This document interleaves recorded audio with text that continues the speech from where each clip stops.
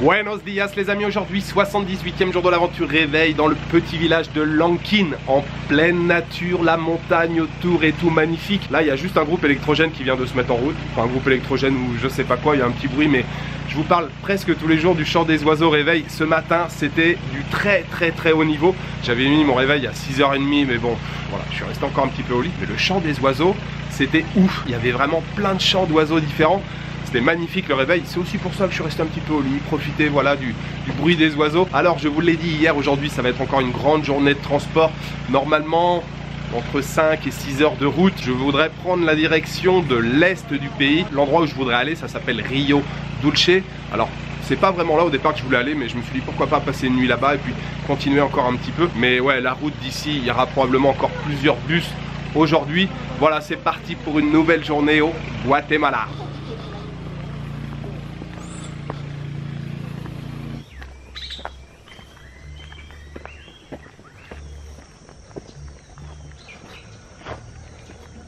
Te duele lastimar la nariz, ¿no? Que te entre el agua. Sí, pero la cosa es de que perdí su jueguito.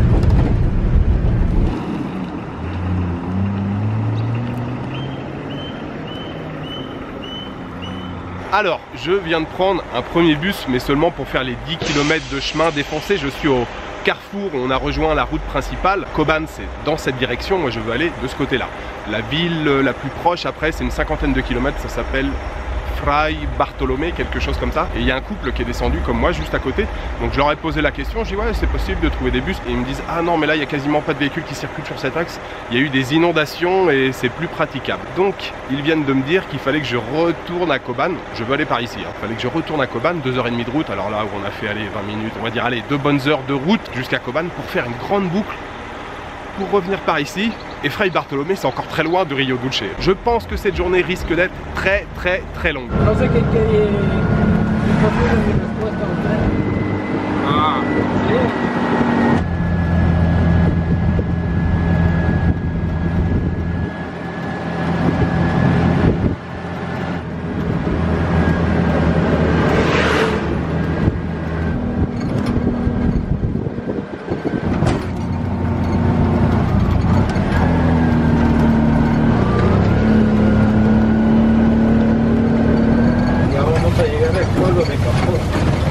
Ah, es el pueblo de Campurra aquí. El pueblo de Campurra.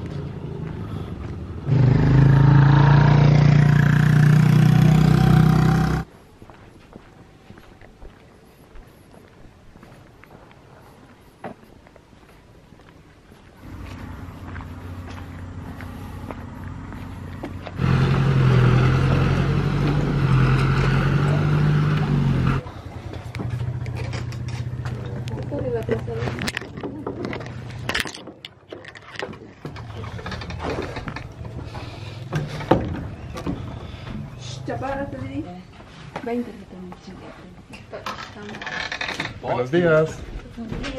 Je ne sais pas dans quoi je me suis lancé. Dans la mouise peut-être. J'ai finalement pris un tuk-tuk au carrefour où j'étais. J'ai pris un carrefour pour venir au village suivant qui s'appelle El Pueblo aquí, comment c'est bien, Campur. Donc je suis dans le village de Campur et il s'est passé un truc assez ouf ici. Il y a eu une inondation il y a un mois de ça. Vous avez vu, les rues sont encore jonchées de détritus, d'ordures. Et puis il y a une partie du village qui est dans une cuvette qui est complètement inondée. Il y a des maisons qui sont recouvertes. Alors j'ai demandé, apparemment il n'y a pas eu de victimes. Ça s'est passé il y a un mois. Ils n'ont eu aucune aide du gouvernement. Il y a une bonne partie du village qui est ravagée, même les rues, voilà, il y a encore... J'ai l'impression que ça s'est passé hier. Ouais, ça va être la grosse galère aujourd'hui, je pense. Je suis vraiment pas sûr d'arriver à Rio Dulce aujourd'hui. J'ai demandé pour voilà, Fray Bartolomé.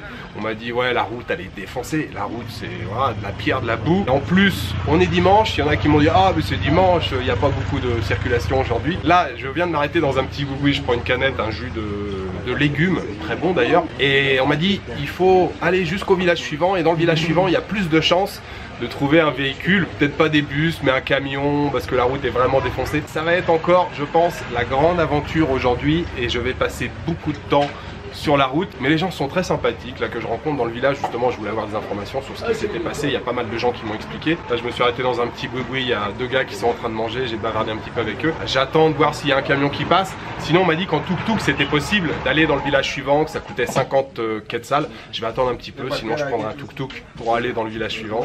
Et puis après, un camion, une voiture, un pick-up. Je n'en sais rien.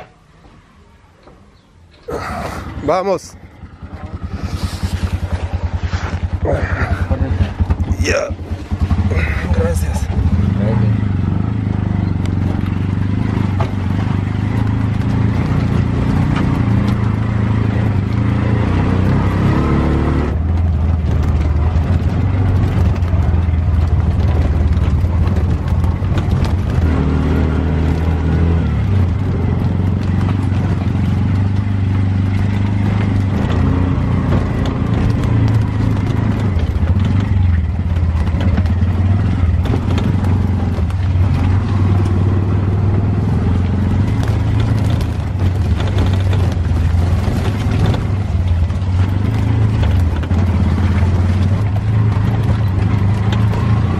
Adiós, amigos.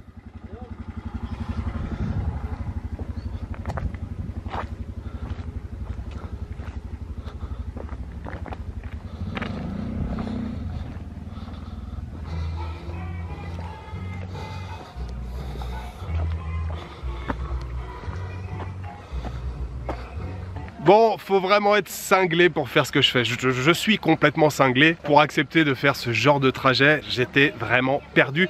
Ce trajet là, sur cette route complètement explosée en tuk-tuk, ce trajet fait une entrée fracassante dans mon classement des routes éclatées, des trajets complètement défoncés que j'ai pu faire au cours de mes voyages. Ouais, c'était assez épique. Donc après le petit jus que j'ai bu, je me suis dit bon allez vas-y, je prends un tuk-tuk, je vais pas attendre. J'ai pris un tuk-tuk, il m'a demandé 60 quetzals pour faire le trajet, largement mérité, largement mérité. Je lui ai même donné un petit peu plus, je lui ai dit écoute ouais t'as le moral pour accepter de prendre cette route. Moi à l'arrière j'étais secoué comme un orangina, lui voilà je sais pas comment il fait pour voilà bref. Et il me laisse juste au virage derrière et il me dit c'est là, alors que je vois rien et j'entendais pas la musique. Je dis il y a rien ici. Si c'est là et tout, mais je peux plus aller plus loin, la route est trop éclatée. Je dis bon bah ok. Et juste je marche, je fais 20 mètres, il y a deux messieurs qui étaient au virage et qui me disent bah, tu vas où, t'arrives d'où? Je dis je vais à Fray Bartolomé, qui me semble déjà à l'autre bout du monde en fait, que sur la carte c'est tout près. Il me dit ah mais il y a un bus là juste derrière. C'est comme un rêve en fait. J'arrive juste là et il y a un bus derrière qui attend et qui va à Fray Bartolomé. Alors je ne sais pas combien de temps on va mettre pour y aller, hein. Je sais pas du tout comment est la route. C'est une journée complètement folle.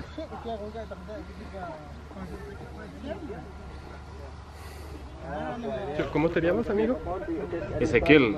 Ezequiel. Ezequiel Caal. Mucho gusto. Je viens de parler un petit peu avec lui et il me disait que la route était à peu près dans le même état, un petit peu mieux que ce que je viens de faire, mais grossièrement dans le même état. Il y a 40 km, je crois que c'est ça, il m'a dit. ¿Cuántos kilómetros, más o menos? 40. 40, si, c'est ça.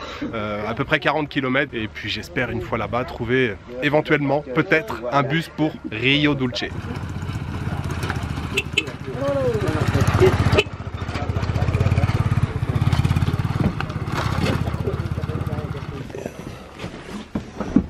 Aquí no está... ¿Sí? Oh, sí. ¿Posible? Buenos días.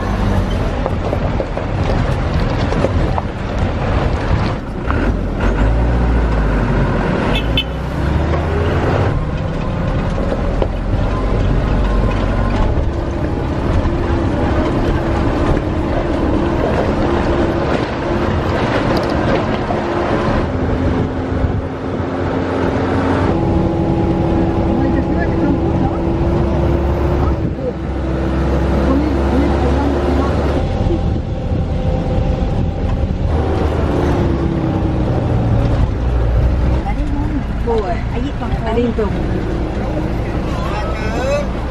Ça y est, je viens d'arriver à Fray Bartolomé.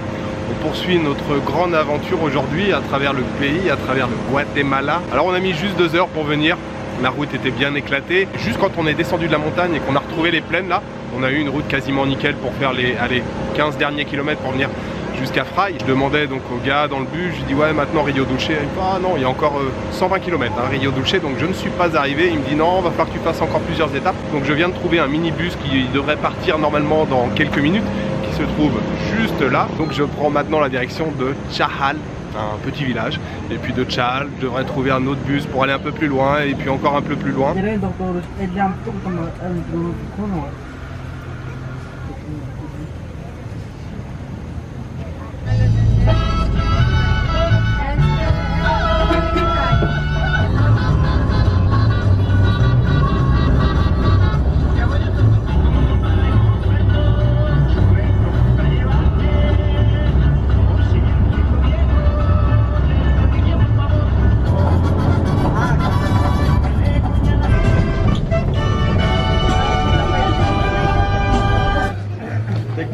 Take the bus.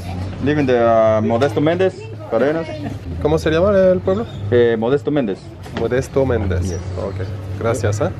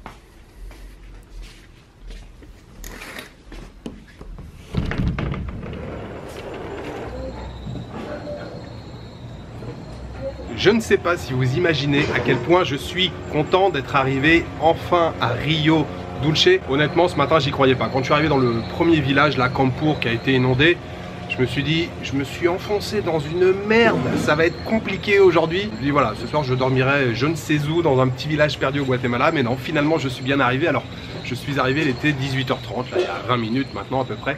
18h30, je suis parti ce matin à 9h de Lanquín. Donc, ça fait 9h30 de trajet et j'ai pris au total 7 véhicules différents pour faire, il me semble, 190 km. Alors la plus dure partie, ça a été quand même ce matin jusqu'à Fray Bartolomé. Il y avait 70 km et j'ai mis 5 heures pour les faire. De Lanquín à Campur, de Campur jusqu'à Chachún. Et là j'ai eu énormément de chance, hein. Chachún, là vraiment au milieu de nulle part. Tuk-tuk me dépose et il y a un bus juste derrière. Vu comment c'était isolé comme bled, je pense qu'il n'y a pas 10 bus par jour.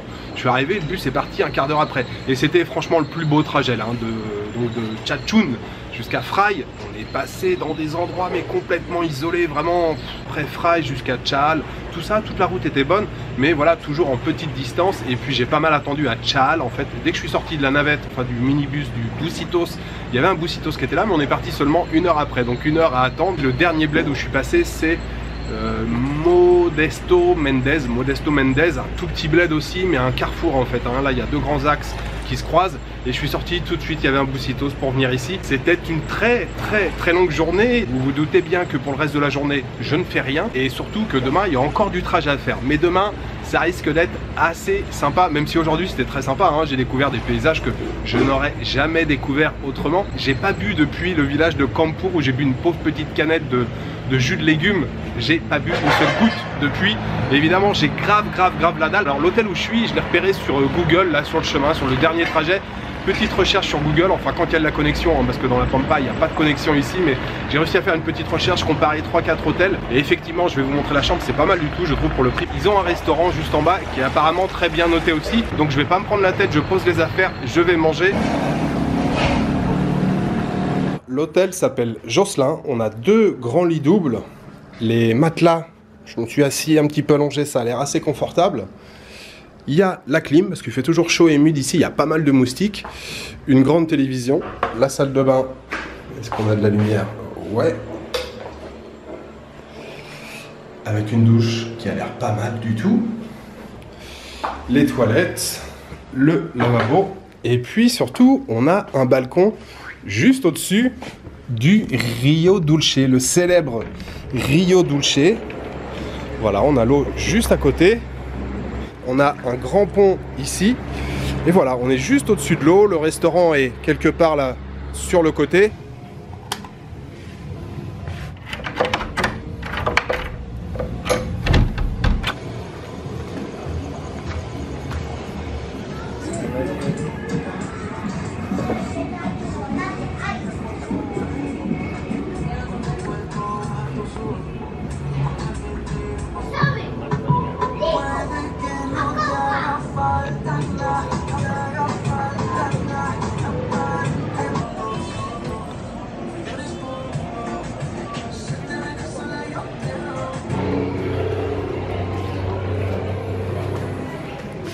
Alors ça va bientôt faire 4 mois que je suis sur la route. Il y a des plats qui commencent à me manquer, il y a des plats français qui commencent un petit peu à me manquer. En général c'est toujours comme ça, hein. Depuis 17-18 ans que je voyage.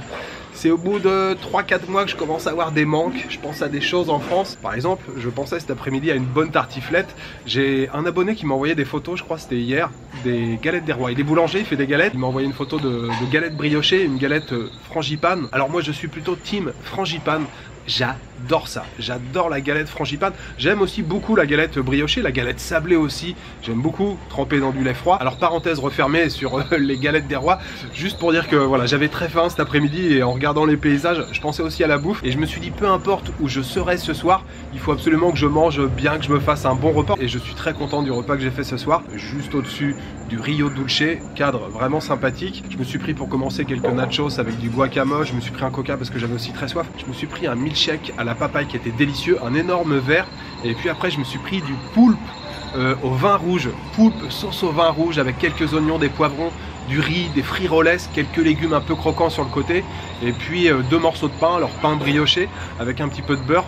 C'était royal, le poulpe était excellent, la sauce au vin rouge excellente, c'était généreux en poulpe, il y avait ce qu'il fallait. Très content, j'en espérais pas tant pour le repas de ce soir. Ce poulpe, je voudrais le dédier aux tipeurs. Alors j'aimerais remercier ce soir Lorenzo Klein, Stéphanie et Thomas et Lionel Wendling. Merci beaucoup à vous 4 pour votre générosité. Demain je prends la direction de Livingstone. Alors on poursuit la route, mais normalement je me suis renseigné, ça devrait pas être trop long, et puis surtout ça devrait être très sympa. Voilà, il me reste juste à vous souhaiter une bonne soirée, une bonne nuit, une bonne après-midi. Je vous donne rendez-vous demain pour une nouvelle journée au Guatemala. Ciao, good night.